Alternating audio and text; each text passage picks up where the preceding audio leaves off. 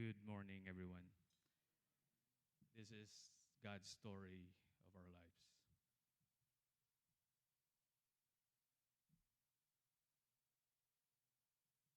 I grew up in a family that serves in a church ministry. As a pastor's kid, I was exposed early on my childhood about salvation. I prayed to receive Jesus Christ in my life when I was about 8 years old, but my young mind did not fully understand how to have a personal relationship with Him. I grew up with the pressure that I need to be a good kid because my father is a pastor. I felt the need to live up to the expectations of others, which caused me to hide my real emotions and struggles. I feared that if they would catch me doing something, they would judge me.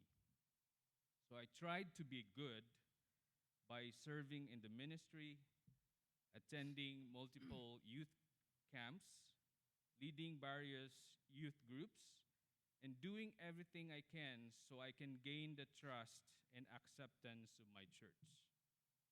But when I entered college, I left my hometown and moved to a bigger city. I told myself, freedom at last from my pretentious life. I can do what I want, and I know there is freedom from my parents' watch. I went to explore different things. I met new friends, got into alcohol, pornography, and premarital sexual relationships. I was caught up with the world. I live a double life, thinking I am okay. I rationalize all the things that I do so I will not be guilty. That kind of lifestyle went on for years until I met my wife. I grew up in a Filipino Chinese home where beliefs and traditions are observed. Any common customs and practices that you can think of, I think my family has done it.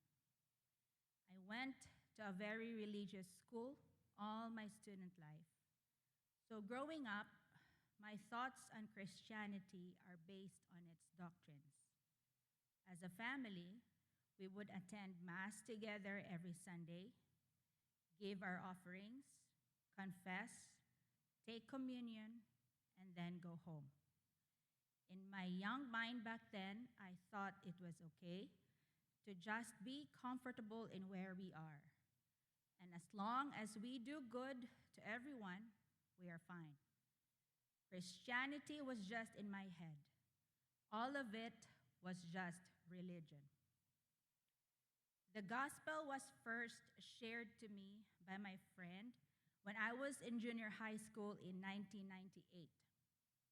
Out of my desire to belong to a group, I received Jesus Christ in my life. But it just stopped there. No follow-up, nobody guided me on my next steps as a new believer. I was left hanging. I never understood what really happened to me when the gospel was shared. I met John in 2006, but we have different lives back then. We were reconnected back 2 years later when we were both working on the same hospital. Since John is a pastor's kid, oftentimes he would take me to church with him. I now started to be exposed to this new religion. It did not bother me because I know we believe in the same God. However, John drinks and would go out with his friends all the time.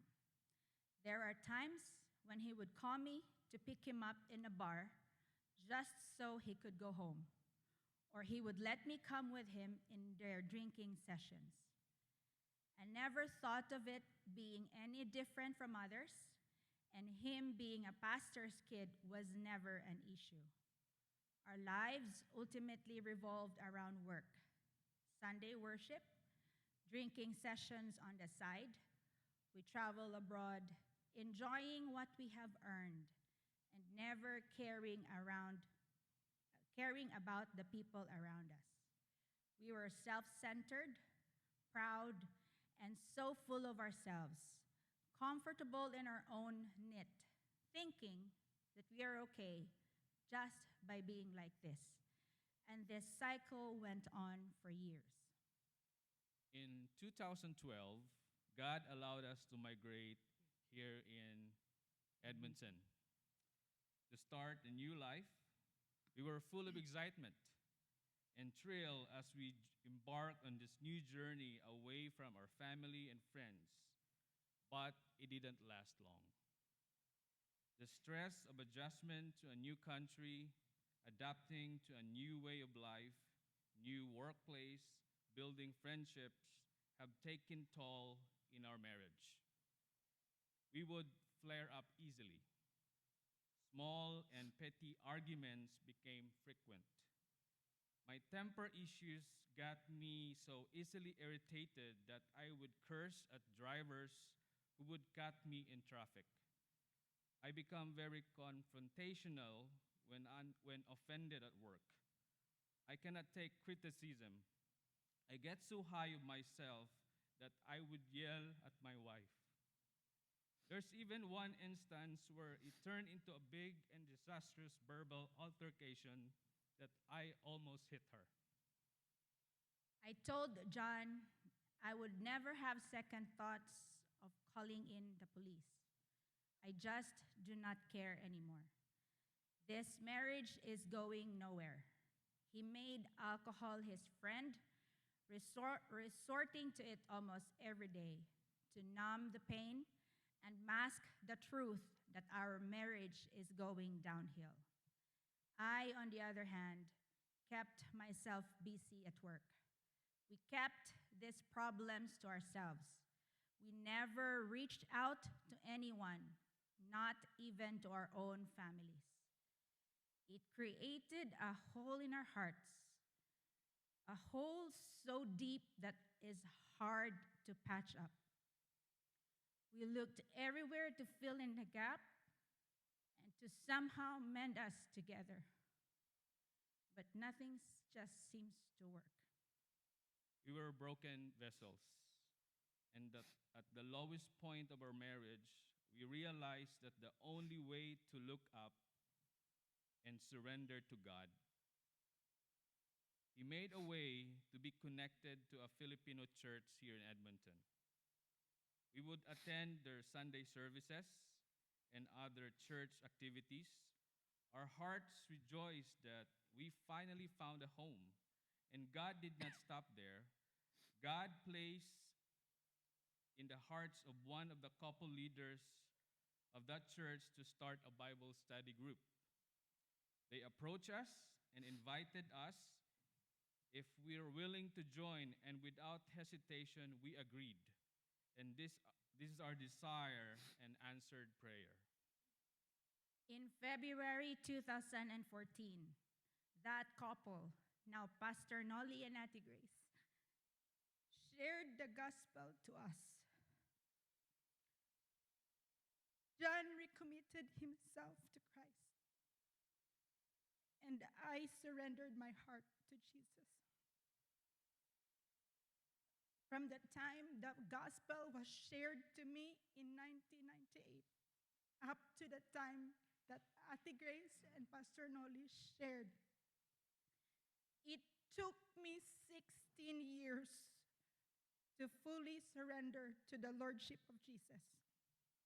And God opened my eyes and heart to fully understand His love. God waited for me. 16 years is never too long in God's timeline. God gave me the desire and hunger for His word. So, Pastor Noli and Ate Grace discipled us, and the message of the gospel and the importance of having a relationship with Him is now very clear. I confessed to my wife, to Loy, about my pornography addiction. and asked forgiveness for all the things I have said and done. She graciously forgave me, and God slowly healed our marriage, and we saw how He put us back together. Our faith was nurtured in our Bible study group. We experienced the love, the encouragement, compassion with no judgment, and respect. God has been working in our hearts. In 2015, God opened another opportunity for us to migrate to the United States. He brought us to Tennessee, where we joined a Filipino church, served in the ministry, attended Bible studies and conferences, and yes, our Bible knowledge grew, but we were just comfortable in our own circle. We never reached out to others. The desire to have discipleship group is still in our hearts. The deeper conversations, the transparency, accountability, and in 2018, God brought us to Houston, Texas, and we were connected to a disciple-making church based in the Philippines. The intentional discipleship opened our eyes to our subtle sin of pride and selfishness in our hearts. We always thought that being a Christian is serving in the ministry, doing Bible studies and attending worship services. But that perspective totally changed upon learning that our purpose as followers of Christ is Christ likeness and not just church activities. This led us to realize how filthy, proud, and selfish we are. As we practice Philippians 2:3-8, we become more conscious of our choice of words, our actions, our reactions to others. Walking in obedience to God will always make us a credible Christians. We have learned the importance of prioritizing and discipling the family first. John is discipling me as the head of our family, and I submit to his authority. We have devotion days together. We reflect upon how he has discipled me, point out how Christ-likeness is being applied to one another, and we give feedbacks and recommendations on areas that we need to improve on. As we are more intentional in pursuing Christ-likeness, God moved in our lives. Our marriage is healed and our hearts mended. I learned to prioritize my wife instead of being occupied in ministry work. We have weekly dates and immerse ourselves in more deeper and meaningful conversations. We edify and commend each other's growth of humility and selflessness. We ask questions. How did I hurt you? Will you forgive me?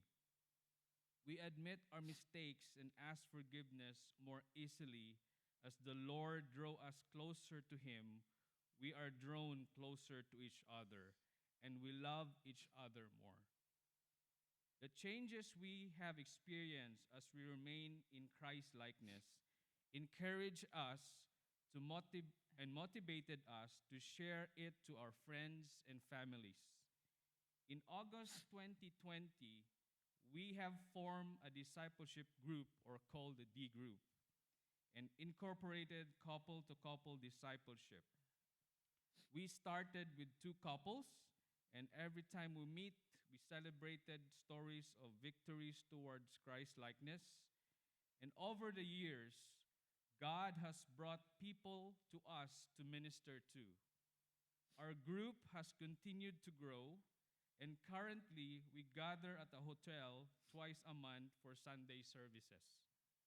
God has also led us to people in the different cities, and we have now small groups meeting in Dallas, Austin, and 4 cities around Houston. We have peace and joy in our hearts as we obey God by making disciples. Matthew 28:19-20 became crystal clear to us. Before we can reach out to others, disciple making must begin within our own family. It is difficult process, but it is made possible only through the transforming power of Christ. We are still a work in progress, and by God's grace, that progress is moving forward. This is God's story of redemption, God's story of abounding love, and His faithfulness in our lives, His presence that we have experienced, and the rewards we have joyfully received. Our hearts overflow with thanksgiving and praise. I am John Sulana. And I am Lois Solana. To God be all the glory.